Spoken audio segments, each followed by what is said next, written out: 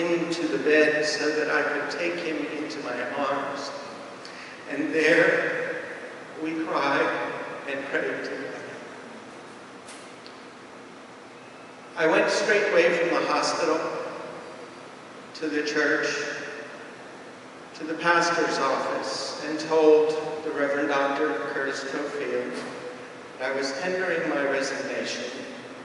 I was going to come out, and I was going to do something about AIDS. Dr. Cofield, who was so much more a father to me than a supervisor or mentor,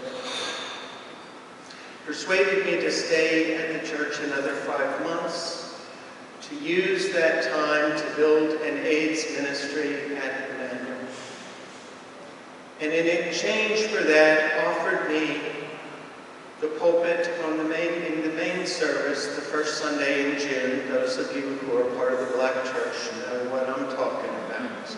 To preach a sermon on AIDS and come out to the congregation. I wondered what had happened to my calling.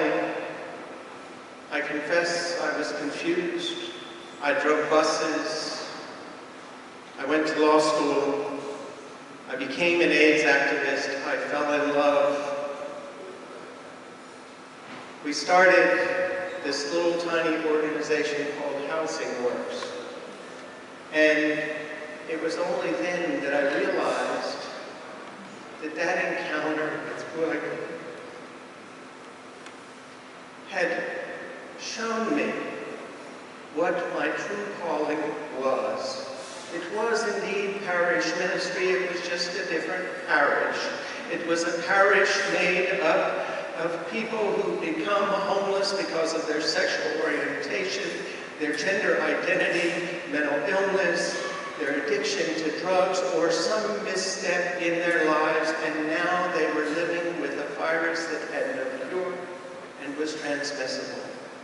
Society had already judged them, and they thought God had judged them too.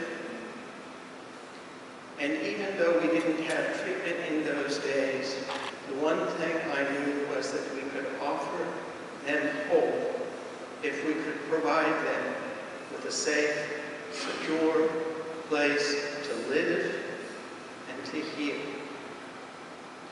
When we started Housing Works, some days it felt like we were spitting in the wind. But 4 years ago, we had come so far along that Housing Works led a campaign to make New York State the first jurisdiction in the world to end AIDS as an epidemic. 2 years ago, the governor committed to end AIDS as an epidemic in New York State by 2020. And in fulfillment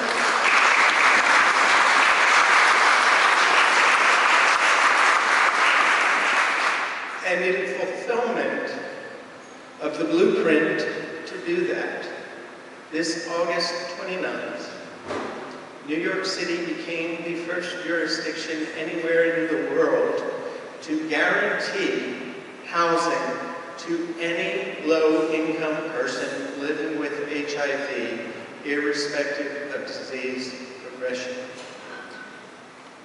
I'm not sure that anyone merits an award for following God's call, which Micah put so simply, to do justice, to love kindness, and to walk humbly with our God. But I'm deeply honored, and I thank you all.